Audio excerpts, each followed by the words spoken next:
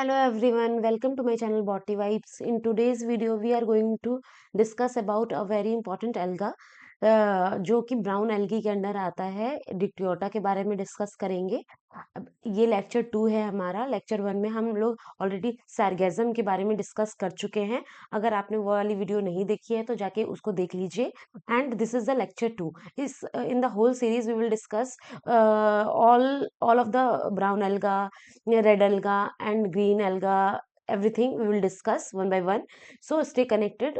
चलिए स्टार्ट करते हैं अपने लेक्चर के साथ। ठीक है, सबसे पहले डिक्टियोटा के बारे में मैं कुछ इंपॉर्टेंट चीजें आप लोगों को बता दूं। इसकी 35 species, second guys, just wait. हाँ, इसकी 35 स्पीशीज वर्ल्ड वाइड मिलती है। 35 species is present worldwide and in that 12 species found in India। 12 species कहाँ पे मिलेगी? इंडिया के अंडर। ठीक है, इसकी इंपॉर्टेंट फीचर बता दूं। इसका जो थैलस होता है वो डायाकोटोमसली ब्रांच्ड होता है। ये जो ऊपर वाला रीजन है वो हमारा फ्रॉन्ड है। ठीक है, और जो नीचे वाला ये डायाकोट मतलब ये जो स्ट्रक्चर है इसको बोलते हैं हम लोग डायाकोटोमस ब्रांचिंग। ठीक है, उसके बाद जो इसके पास नीचे की तरफ जो होल्ड फास्ट होगा, इसका होल्ड फास्ट जिससे वो सबस्ट्रेटम से कनेक्ट है, जिससे सबस्ट्रेटम से एंकर किया जाता है, कनेक्ट किया जाता है, उसको बोलते हैं होल्ड फास्ट रीजन। सबस्ट्रेटम से कनेक्ट करते हैं तो ये जो होता है हमारा होता है डिस्क शिफ्ट का। ठीक है, ठीक है, इतना समझने के बाद आप ये समझ लीजिए कि इसको जो थैलस है, ये जो थैलस है हमारा डिक्टियोटा में, वो दो तरीके का होता है। ठीक है, ये हमारा डिप्लॉयड स्पोरोफाइट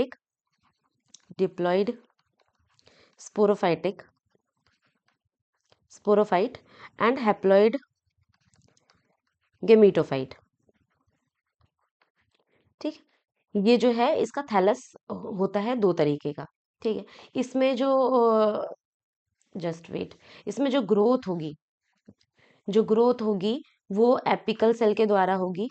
एपिकल सेल, और ये तो ये समझ लीजिए एपिकल सेल से ग्रोथ होगी। और जो इसका असेक्सुअल रिप्रोडक्शन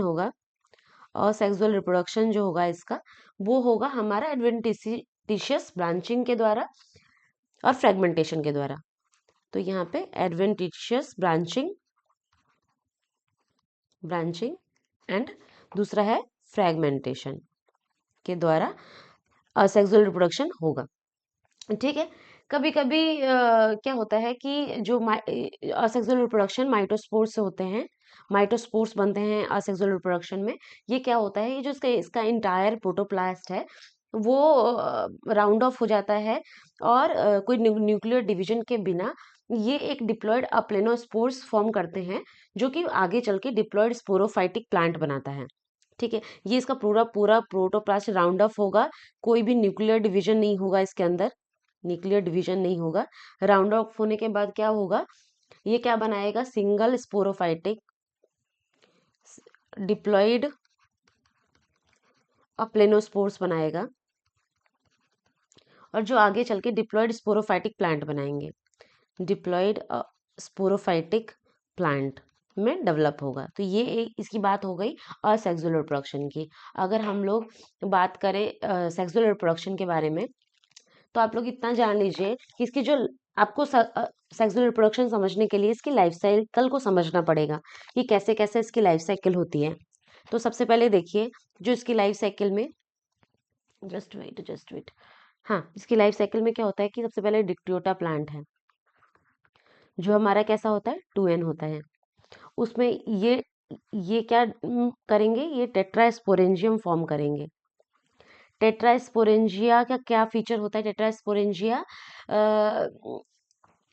ये दो तरीके के चीजें बनाएगा, मतलब टेट्रास्पोर्स बनाएगा। 4 टेट्रास्पोर्स बनते हैं, टेट्रास्पोर्स। ठीक है, 4 बनेगा। दो टेट्रास्पोर्स जो हैं वो मेल प्लांट में डेवलप होंगे और 2 जो होंगे फीमेल प्लांट में डेवलप हो जाएंगे। ठीक है, टेट्रास्पोर्स के बाद क्या होगा, ये मेल प्लांट और फीमेल प्लांट बनने के बाद ये क्या होगा, एंथ्रीडिया और उगोनिया, उगोनिया बनाएगा। मतलब फीमेल वाला उगोनिया बनाएगा और जो मेल वाला है एंथ्रीडिया बनाएगा। ठीक है।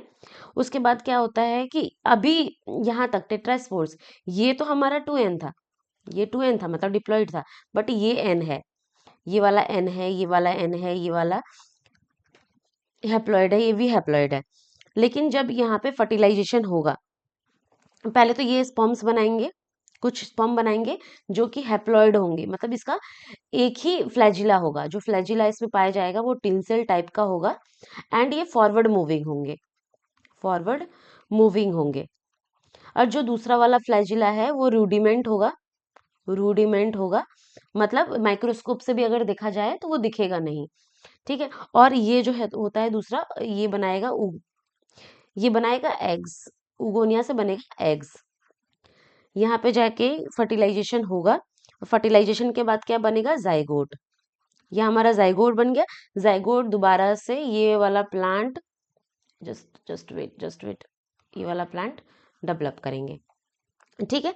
इतना आप समझ गए होंगे तो आप लोगों को जैसा दिख रहा होगा यहाँ पे कि यहाँ पे टेट्रास्पोर रेंजिया से टेट्रास्पोर बनने के लिए क्या हुआ था, मियोसिस हुआ था।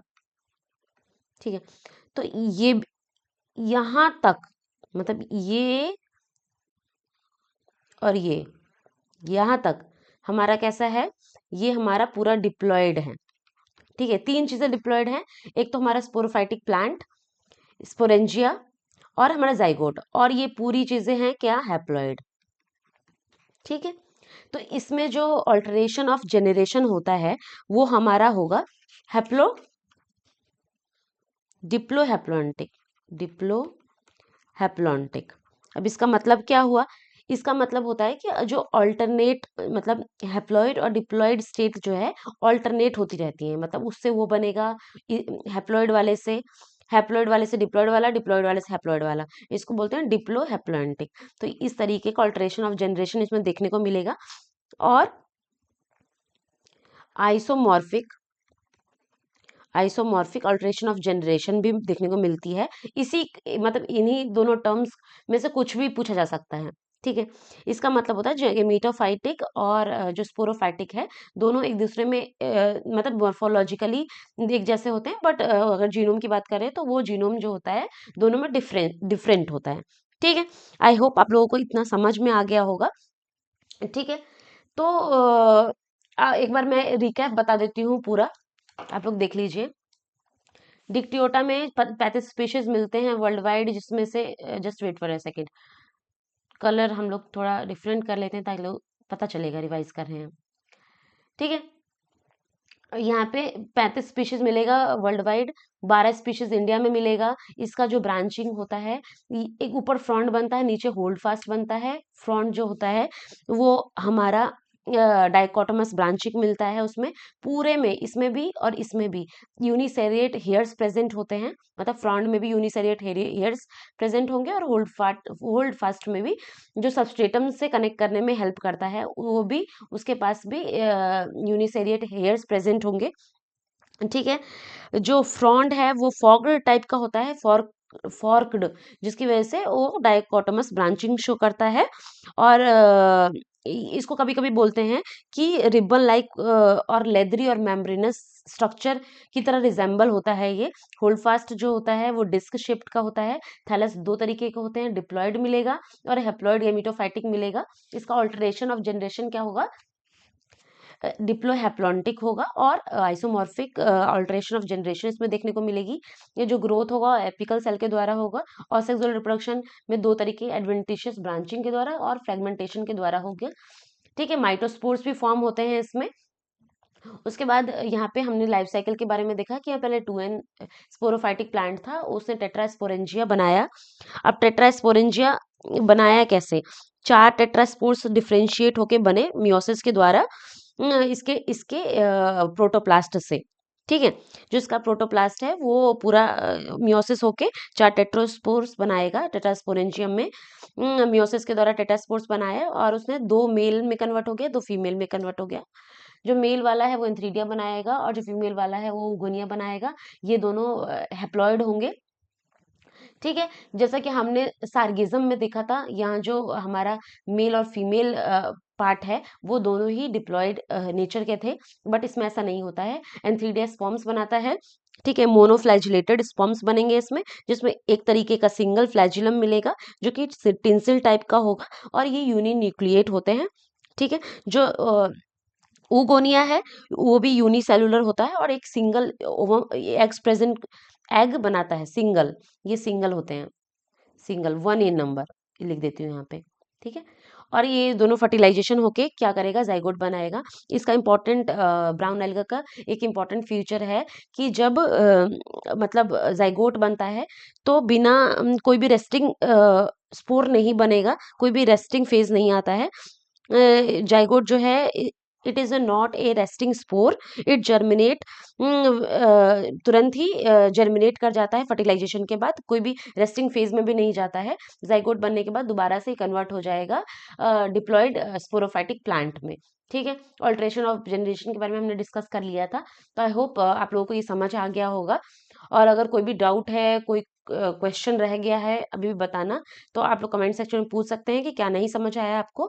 अगले लेक्चर में मिलते हैं, उसमें हम लोग डिस्कस करेंगे और ब्राउन एल्गा के पार्ट्स को, मेंबर्स को।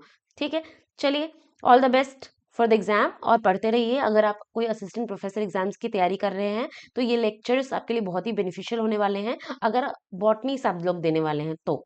ठीक है, और कोई भी एग्जाम से रिलेटेड कोई भी क्वेरी हो तो you can comment down, you can ask your query there. Thank you so much guys, stay connected, stay motivated और पढ़ते रहो।